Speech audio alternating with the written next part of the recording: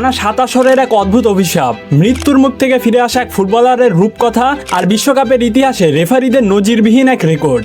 2026 football বিশ্বকাপের প্রথম ম্যাচে এমন কিছু ঘটনা ঘটে গেল যা ফুটবল বিশ্বে আগে কখনো দেখেনি। আপনি কি কখনো ভেবেছেন বিশ্বকাপের একটি মাত্র উদ্বোধনী ম্যাচে রেফারি পকেট থেকে রেকর্ড 3টি রেড কার্ড বের করবেন? কিংবা যে স্ট্রাইকার 6 বছর আগে মাথায় আঘাত পেয়ে প্রায় মারাই যাচ্ছিলেন, তিনি প্রোটেক্টিভ হেডব্যান্ড মাথায় পরে স্বাগতিক মেক্সিকোর হয়ে খেলতে নেমে পুরো স্টেডিয়ামকে আবেগে ভাসাবেন? হ্যাঁ, ফুটবল ইতিহাসে সমস্ত রেকর্ড বুক ওলটপালট করে দিয়ে মেক্সিকানদের প্রাচীন ওপেনিং ডে কার্ডস বা উদ্বোধনী দিনের অভিশাপ ভেঙে আজ থেকে স্টেডিয়ামে লেখা হলো এক অবিশ্বাস্য ইতিহাস। কিন্তু কিভাবে সম্ভব হলো এই কাণ্ড?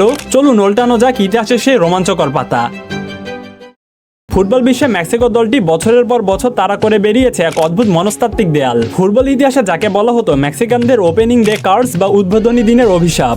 যদি আমরা ইতিহাসের পাতা উল্টাই তবে দেখা যাবে এর আগে টানা 7টি ফুটবল বিশ্বকাপের উদ্বোধনী ম্যাচে মাঠে নেমে একবারের জন্য জয়ের মুখ দেখতে পারেনি মেক্সিকো।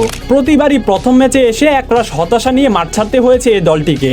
অবশেষে 2026 সালের এই উদ্বোধনী ম্যাচে নিজেদের চেনা দুর্গ এবং ফুটবলের ঐতিহাসিক ক্যাথেড্রাল এস্তাদিও আজতেকা স্টেডিয়ামে 80,000 দর্শকের সামনে দক্ষিণ আফ্রিকাকে 2-0 গোলে হারিয়ে দীর্ঘ 7 আসরে সে প্রাচীন অপয়া ইতিহাস এবং অভিশাপ ভেঙে চুরমার করে দিল মেক্সিকানরা। আর এই ঐতিহাসিক ম্যাচের সবচেয়ে আবেগঘন এবং অবিশ্বাস্য অধ্যায়টি লুকিয়ে আছে মেক্সিকোর অভিজ্ঞ স্ট্রাইকার রাউল জিমেনেজের ব্যাকস্টোরিতে। যদি জিমেনেজের ক্যারিয়ারের ডেটার দিকে তাকানো যায় তবে দেখা যাবে এর আগে তিনি 3টি বিশ্বকাপ খেলেছেন, অথচ 2026 বিশ্বকাপে নিজের ক্যারিয়ারের প্রথম ওয়ার্ল্ড কাপ স্টার্ট বা শুরুর একাদশে খেলতে নেমেই তিনি করে বসলেন এক দারুণ কাণ্ড।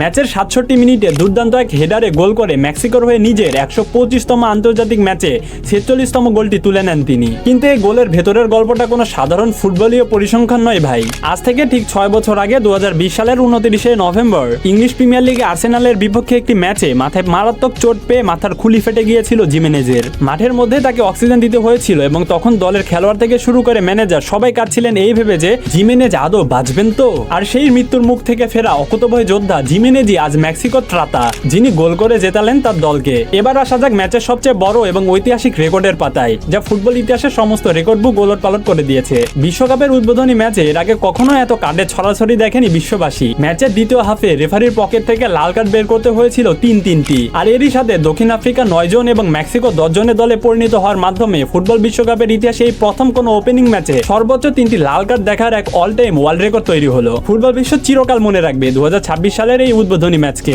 এই ম্যাচটি আপনাদের কেমন লেগেছে তা অবশ্যই কমেন্ট বক্সে লিখে জানাবেন।